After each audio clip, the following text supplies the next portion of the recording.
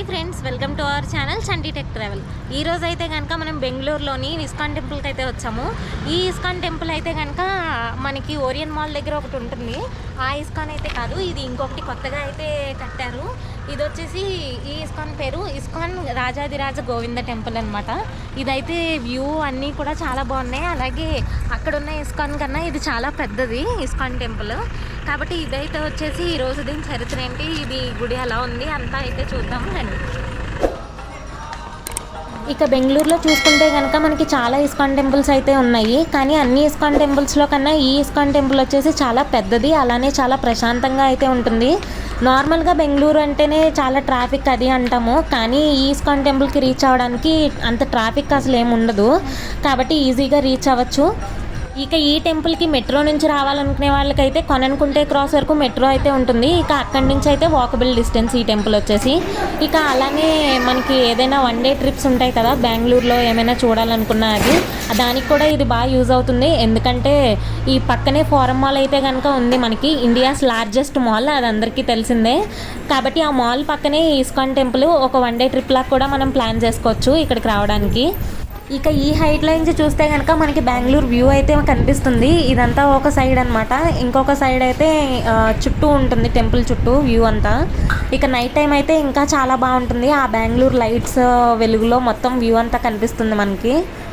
ఇక ఈ టెంపుల్లో ఫోటోగ్రఫీ నాట్ అలౌడ్ అని చెప్పేసి ఉంది. ఇంక అందుకనే మేము అంతలా వీడియోస్ అవి ఏమీ తీయలేదు లోపల.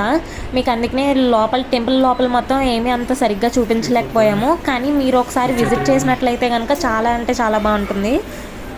అలానే మనకి ఈ టెంపుల్ పైనుంచే మనకి ఫోరం మాల్ అయితే ఇక్కడి నుంచే కనిపిస్తుంది మనకి బయటికి చూస్తే. ఇక అలానే ఈ టెంపుల్లో మెయిన్గా వచ్చేసి రాధాకృష్ణులు అలానే వెంకటేశ్వర స్వామి టెంపుల్స్ రెండు ఉన్నాయి ఈ లోపలే.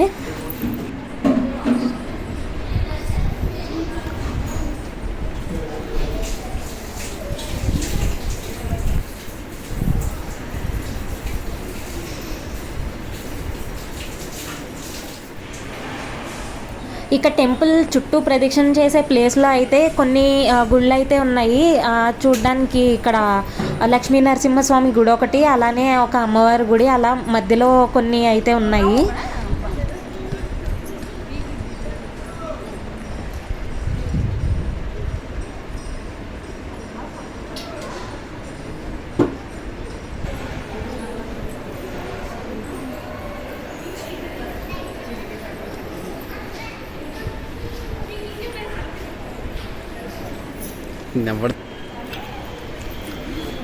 ఇది టెంపుల్కి ఇంకొక సైడ్ వ్యూ అనమాట. ఇందాక ఒక సైడ్ చూసారు కదా, ఇది ఇంకొక సైడ్. అలానే లోపల మనకి ప్రసాదం కూడా పెడతారు.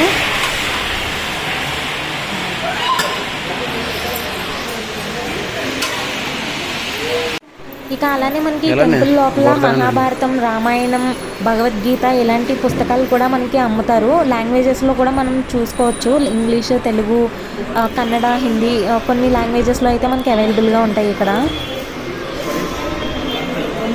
అలానే ఇక్కడ మనకి ఒక మెడిటేషన్ హాల్ అయితే ఉంది. అక్కడ మనకి ఒక జపమాల అయితే ఇస్తారు.